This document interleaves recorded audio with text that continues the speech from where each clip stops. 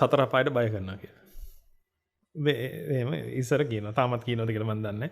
ඉස්සර අපිට එහෙම ආරංචි වෙනවා. සතර අපායට බය කරනවා කියලා. දැන් සතර අපායට බය කරන්නේ නැහැ. හරිනේ. මේ සතර අපායට බය කරන්න දෙයක් නැහැ මේක. ඕන එක. දැන් මේකේ දැන් ඒ කිව්වේ පිටින් නරක මෙහෙමයි නරක කළොත් මෙන්න මෙහෙම වෙනවා. මම දැන් ඔබට කියනවානේ හොඳ තියෙන්නේ මේ තියෙන හොඳ. එන හොඳ කිව්වේ හොඳ අර හොඳ නෙමෙයි ලෝක හොඳ නෙමෙයි. මේ නිවනේ ආනිසංස කියනවා.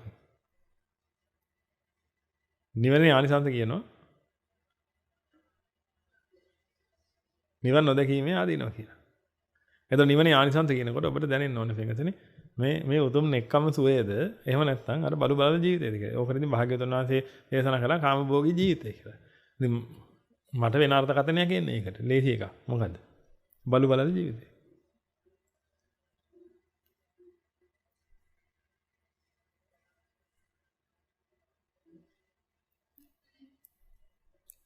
අර එක වෙනසක් තියෙනවා. ඔබ ඉගෙනගෙන තියෙනවා. ඒක නිසා පොඩ්ඩක් වෙනස්. ඒක නිසා ඉගෙන ගත්ත බලු බලන ජීවිතය. නැත්නම් ඔබ වෙනසක් දකි ඒක. එහෙම කොහෙද? මට ඩිග්‍රී එකක් තියෙනවා. බලවට ඩිග්‍රී එකක් නැහැ නේ කියලා. හරි. එහෙනම් ඉගෙන ගත්ත බලු බලන ජීවිතය.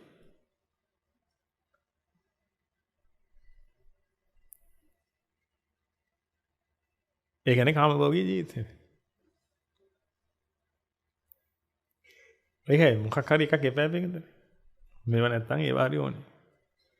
ඉතින් ඒක නිසා ඔබ හිතන්න පිටකතනේ. මේ විශ්වයේ කොච්චර සුන්දර තැන් තියෙනවද පිටකතනේ.